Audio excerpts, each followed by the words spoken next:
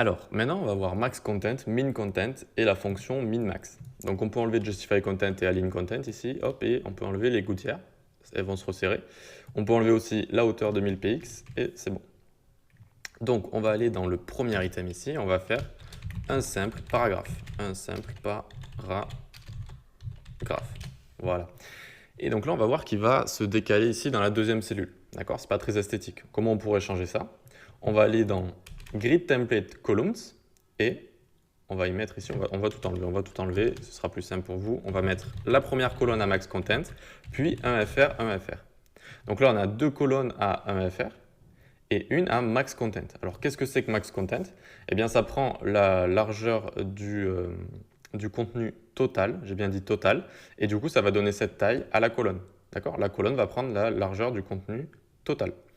Maintenant, on va aller à l'item 6, ici, on va faire lorem 7 par exemple, et on va aller ensuite à la dernière colonne, et on va mettre min content cette fois.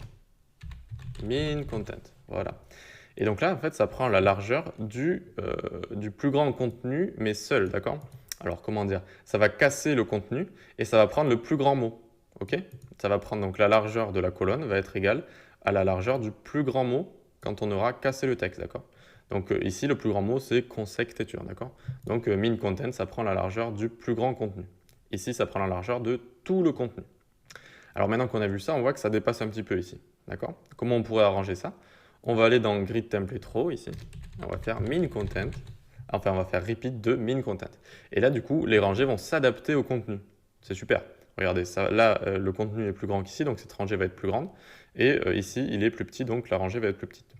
Et donc par contre, avec rows ici, on peut mettre min et max content, ça va faire exactement la même chose. Ça va s'adapter pareil au contenu. Parce que le texte, en fait, va se break seulement quand on va resize horizontalement, d'accord? Regardez, là, je resize horizontalement. Le texte, j'ai pris une page au hasard, hein, le texte, il va se casser, vous voyez? Alors que si je resize verticalement, il va jamais se casser le texte, d'accord? L'image, elle va bouger, si vous voulez, mais le texte ici, il ne va pas se casser. C'est pour ça, en fait, qu'avec les rows ici, vous pouvez mettre min et max content et ça va tout simplement s'adapter au contenu. Par contre, avec les colonnes ici, max content et min content, c'est pas la même chose, il faut faire attention. Donc, une fois qu'on a vu ça, on peut aller dans Grid Template Rows ici, et on va mettre repeat 2, et on va mettre min max, donc la fonction min max, 150 px et min content. Donc là, alors, repeat 2, min max, 150 px, oui c'est bon. Donc là, en fait, il va être entre 150 px et min content. Donc qu'est-ce que ça veut dire? Là, vous voyez que celui-là, il a pris 150 px, et celui-là, il est plus grand encore, parce que celui-là, en fait, il a pris la taille du contenu, d'accord, min content. Donc si le contenu est inférieur à 150 px, eh bien, ça va prendre 150 px ici. Regardez si je clique sur examiner, hop, alors, tac, tac, tac, ici, vous voyez, il y a écrit 343 par 150. Et le dernier, du coup, il a pris la taille du contenu, d'accord? Donc, il a pris ici, par exemple, 210 px. Donc, si le contenu n'est pas plus grand que 150 px, ça prend 150 px de base. Sinon, ça va s'adapter à la taille du contenu. OK? Tout simplement. Donc, c'est ça. Min-max, c'est ça. Et c'est assez utile, notamment, on va pouvoir l'utiliser avec column, par exemple. Donc, on va juste enlever...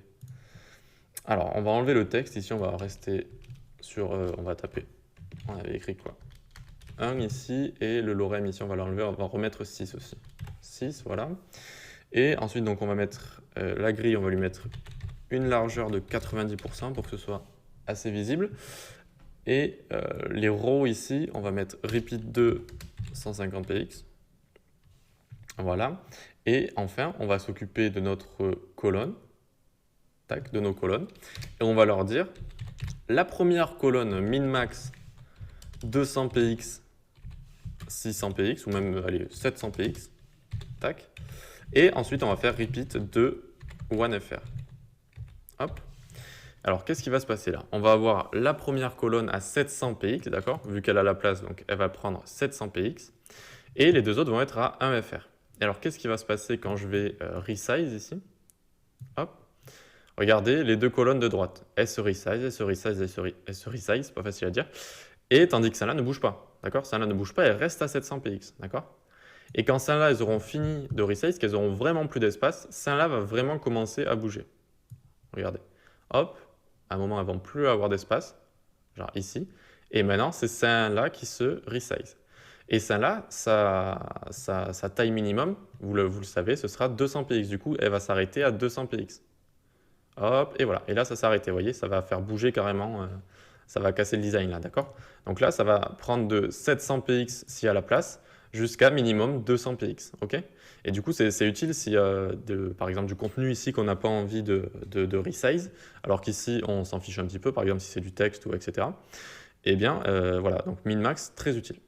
Et d'ailleurs, ça va être très utile vu que dans la prochaine leçon, qui sera la dernière leçon, je le promets, sur les propriétés, on va voir comment faire du responsive facilement avec CSS Grid et sans Media Query. Allez, on se donne rendez-vous à la prochaine session.